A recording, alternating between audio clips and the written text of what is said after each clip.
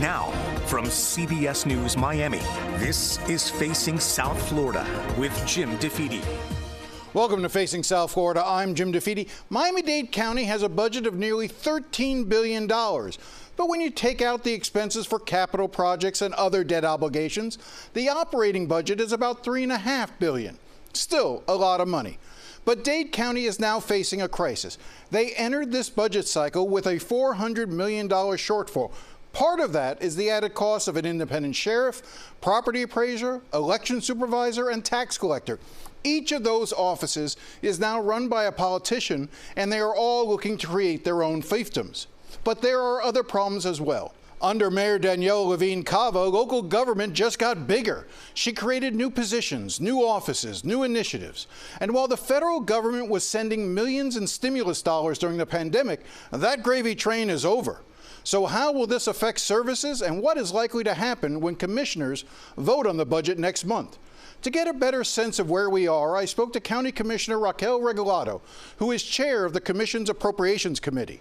And she sees this crisis as actually an opportunity to shrink government. Well, when you have plenty of funding, people don't want to make changes to the government, and it has a tendency to grow into that funding. So never waste a crisis. This is an opportunity to right-size this government and really focus on core services. This is a regional government that should be providing core services. We should be making those services better. So we need to reduce all these extra things that were created during the pandemic and really focus on using our residents' money wisely and providing them the best service. So you think government over the last 4 or 5 years in Miami-Dade County has gotten too big? Can you give me some examples? It's grown exponentially. We had the Innovation Authority that was created. We had the heat officer. We had the one water officer. We had the bay officer. We had all these different outreach programs.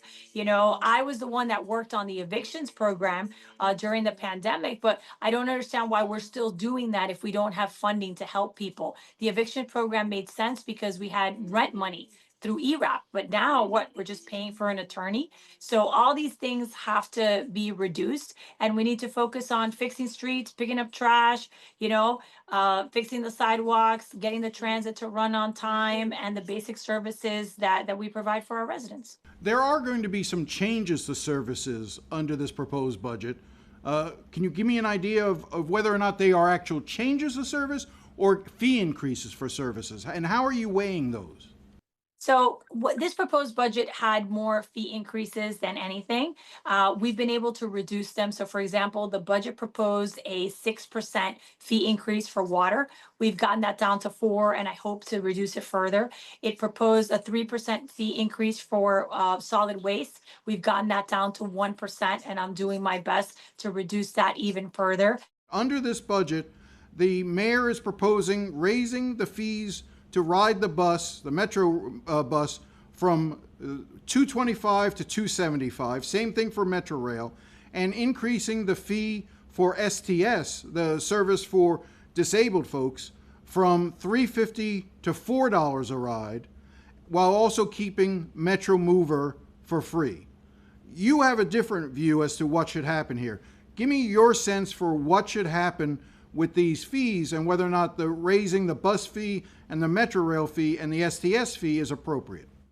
So I don't think that we should raise any fees at this moment. I think we have to look at our entire transit system. We can't have one that's partially subsidized and one that's completely subsidized. So what I've discussed is charging for the mover so that everything is partially subsidized. And given the amount of people that use the mover, that would actually fill the gap that she's trying to fill right now. There's also other projects that are in the planning phase that we've lost funding for, where we could use that PTP money to fill that gap. This is not the moment to raise fees on transit. People are using transit more now than ever, not because they want to, but because they have to. So why are we going to raise the fees on the people who can pay the less, right? Instead of just making it equal so that everybody has to pay, and then moving forward, figuring out which part of the SMART plan we're going to put a pin in because we don't have funding. You know, I understand, for instance, that the sheriff is not happy with her current budget, that she's asking for more dollars. And I understand that. I understand that as the head of a new agency, that's an independent agency, that she wants the most for her department.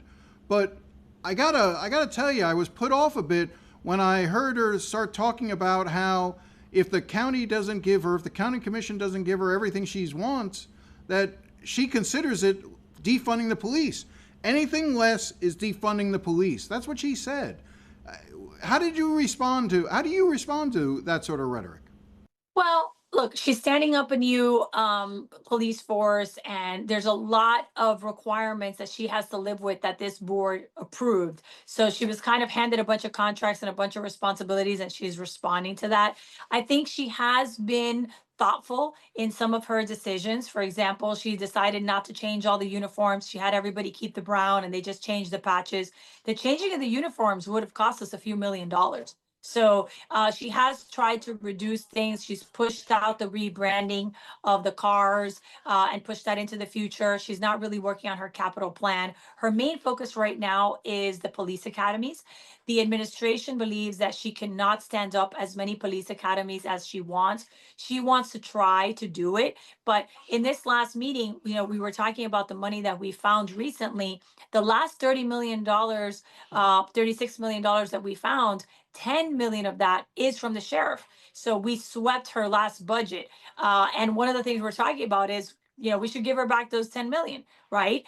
So that we can now give her more money to stand up those academies and look at the mid-year and see what we can do. So those are negotiations that we're having with her. But look, the first time we have a sheriff. I mean, in the past, the mayor was the sheriff and there was this back and forth.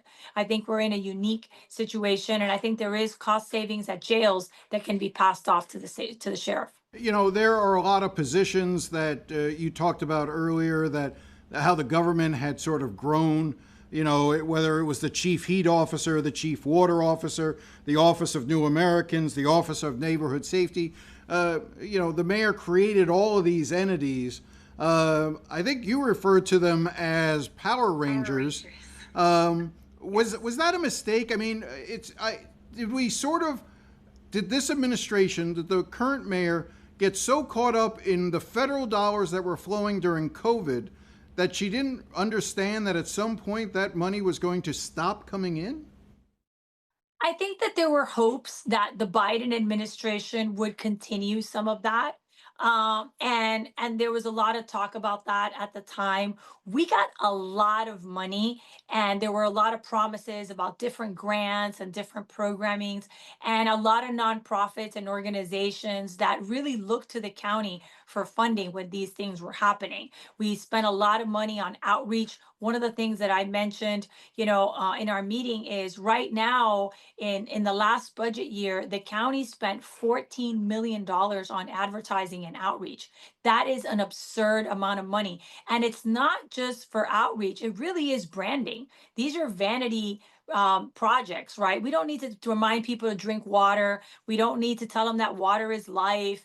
These are ridiculous things, and I don't think that that's something that we should be focused on. But that was kind of the moment, and I think it spread way beyond 2022. But even in this budget, we're still using ARPA funds. This is our last sweep of that ARPA money. That's how much money the county was given, and the growth, I think, really empowered people to create these things. And some of them were lovely ideas, but again, from a fiscal perspective, not the best investment of our money. There are a lot of people who are looking at these budget holes right now and thinking to themselves, why are we giving any money to the World Cup, to FIFA, to come to Miami in 2 years or a year and a half? Why are we spending tens of millions of dollars on a $1 billion enterprise like FIFA? That's fair.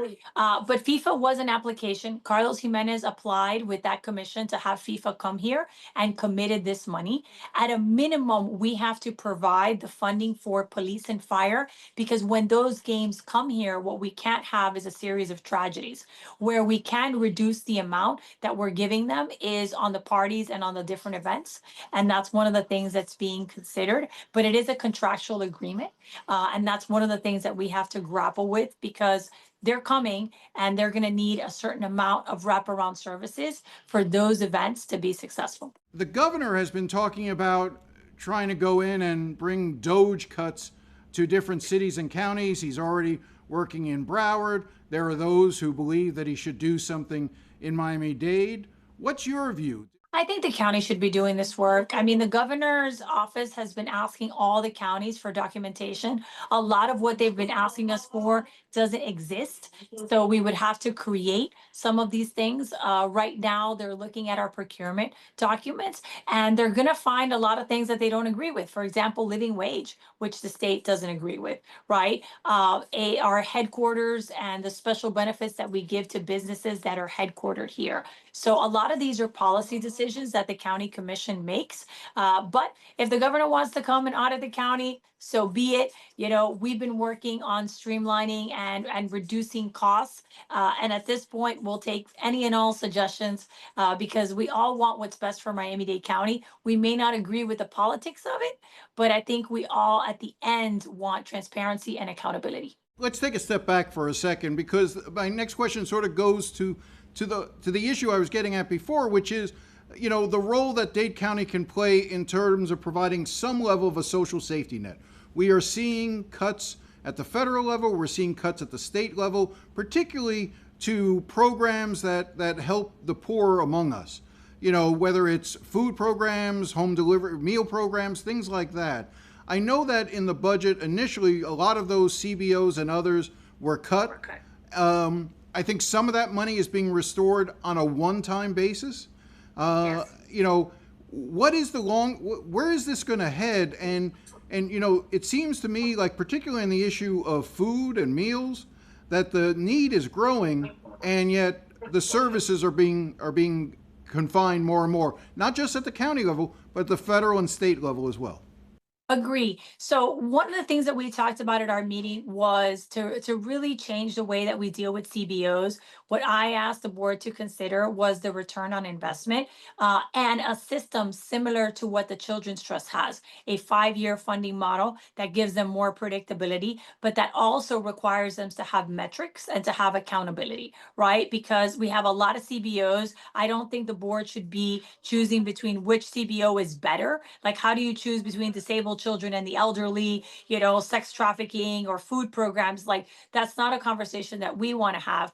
But I do think that we need to focus on the ones that got the grants. I think the grant applicants are very different than the other CBOs, and we should move towards everyone having a grant style application. We did talk about finding a permanent funding source. Some commissioners mentioned adding a fee to our contracts. That's only going to make what we do more expensive. So that ends up coming from the general fund anyway. I think that we should consider different options and allocating within the existing general fund, but funding it in a way where maybe you get funding 1 year and not another year, but you get it in year 3, right? And educating them on how to work around that funding mechanism.